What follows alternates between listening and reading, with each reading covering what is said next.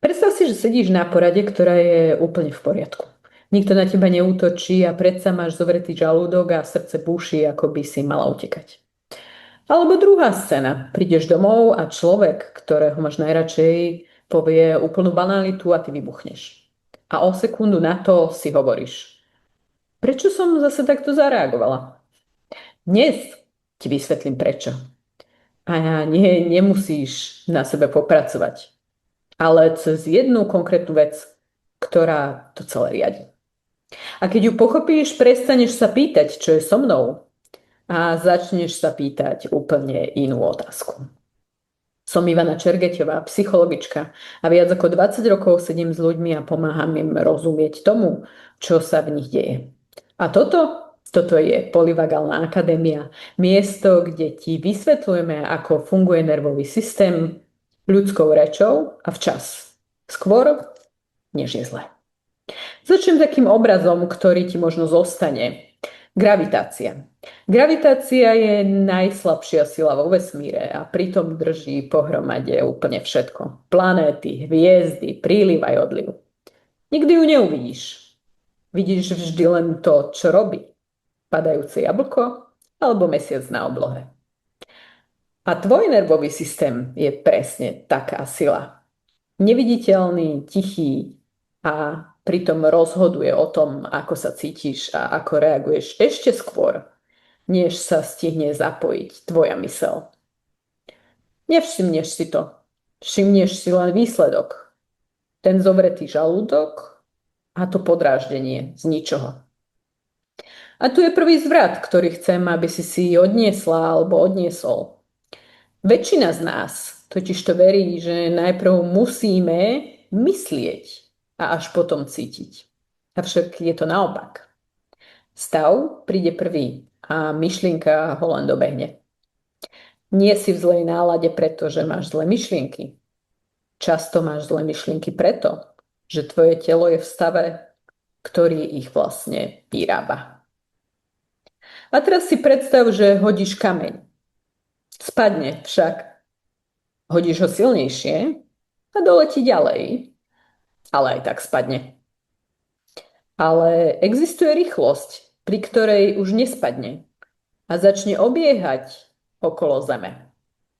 A ešte vyššia, pri ktorej Zem opustí úplne a odletí do priestoru. Tá istá sila a tri úplne odlišné osudy. Stabilná dráha, pád a únik. Rozhoduje len rovnováha. A presne takto funguje tvoj nervový systém. Tá istá biológia a tri stavy. Poďme sa na ne pozrieť, pretože toto je jadro všetkého, čo ti chcem dnes povedať, aby si v každom z nich trocha spoznala alebo spoznala seba. Prvý stav volám spojenie. Odborne ho nazývame ventrovagálny stav. Je to stav, v ktorom sa cítiš bezpečne a pozor, bezpečie tu neznamená, že je všetko ružové. Znamená, že máš prístup. Čo to vlastne je a ako to spoznáš? Dých máš voľný, ramená dole, dokážeš počúvať druhého bez toho, aby si v hlave už chystal nejakú obranu. A znesieš tiež nesúhlas. Vidíš širšie súvislosti. Toto je stav, z ktorého robíš dobré rozhodnutia. Dám ti príklad z praxe. Mám napríklad klientku, ktorá viedla rovnaký ťažký rozhovor s mamou dvakrát. Raz vyriešený za 10 minút spokojom. A druhý raz katastrofa a 3 dni ticha. Tá istá téma. Tá istá mama. A rozdiel? V ktorom stave do toho rozhovoru vošla. To je celá sila tejto témy. A dôležité je, že spojenie neznamená byť stále v pohode. Znamená to, že nepríjemnú emóciu v ňom unesieš bez toho, aby ťa zaplavila. Druhý stav. Mobilizácia. Sympatický stav. Stav, kedy treba konať. Telo dostane energiu navyše. Na boj alebo útek. A teraz počúvaj, lebo toto je dôležité. V správnej dávke je to skvelé. Toto ťa dostane cez deadliny, toto ťa postaví, keď treba obrániť hranicu, toto ťa ráno zdvihne z postele. Problém nie je mobilizácia. Problém je, keď z nej nevieš vystúpiť. V tele sa prejavuje ako zrýchlený tep, napätá čelusť, ťažko zaspávaš a ráno sa zobudíš a myšlienky už bežia v plnej rýchlosti. Vo vzťahoch zväčša skáčeš do reči, podráždi ťa aj maličkosť. Počúvaš druhého, ale už pritom chystáš odpoveď. A teraz tá zradná časť. Tento stav navonok vyzerá ako schopnosť. Ten človek, čo všetko dokáže, čo všetko stíha, je stále v jednom kole a on toho toľko zvládne. Často však zvnútra míňa zásoby, ktoré sa raz minú. A možno v tomto opise spoznávaš seba alebo niekoho, koho poznáš. A tretí stav, ten, o ktorom sa hovorí najmenej a pritom je to úplne niečo bežné a pozná ho každý, je útlm, dorzovagálny stav. Predstav si hviezdu, ktorej dojde energia. Už nemá čím vyvažovať vlastnú príťažlivosť a zrúti sa sama do seba. Stane sa hustou, chladnou a tichou. Útlm je presne toto. Kolaps dovnútra, keď už nie je z čoho dávať. A nastáva vtedy, keď je ohrozenie príliš veľké alebo trvá príliš dlho a zdá sa bez východiska. Telo siahne po poslednej možnosti. Vypne. V tele sa to prejavuje ako ťažoba, únava, ktorú spánok vôbec nevyrieši. Hmla v hlave, strata chutí na čokoľvek. Vo vzťahoch stiahnutie, jednoslovné odpovede a si tu a vlastne nie si. A teraz najdôležitejšia veta tohto videa. Toto nie je lenivosť. Nie je to slabosť. A nie je to ani depresia, hoci sa s ňou môže prelinať. Je to obrana.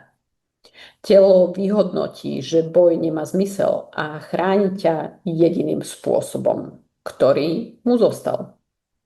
Keď toto pochopíš a keď uznáš, že aj ty si človek, aj iní ľudia v tvojej blízkosti, prestaneš to čítať ako nezáujem a začneš vidieť vyčerpanú kapacitu. A to mení vo vzťahoch všetko. Vráťme sa ale k tomu kameňu. Pád nie je chyba kameňa. Únik nie je chyba kameňa. Je to len fyzika a rovnováha. Ani jeden z tvojich stavov nie je porucha. Mobilizácia nie je tvoj zlozvyk. Útlm nie je tvoje zlyhanie. Sú to ochranné stavy a telo ich zapína, lebo sa kedysi osvedčili. Problém nikdy nie je, že ich máš. Problém je, keď v nich uviazneš. Keď telo zostane nabudené dávno po tom, čo dôvod aktivácie pominul, alebo spadne do útlmu pri niečom, čo objektívne nebezpečné nie je. A z toho plynie nádej, pretože stav nie je tvoja povaha. Stav sa dá zmeniť. Povahu meníš ťažko, ale stav oveľa priamejšie. Takže sa vrátim k tomu, čo som slúbila na začiatku. Cieľom nie je byť stále v spojení. To nejde a ani to nie je zdravé. Cieľom je vedieť, v ktorom stave práve si. Lebo to, čo pomáha v jednom stave, v druhom škodí. A máš na to jednoduchý kľúč a to sú 3 otázky, ktoré si môžeš položiť kedykoľvek počas dňa.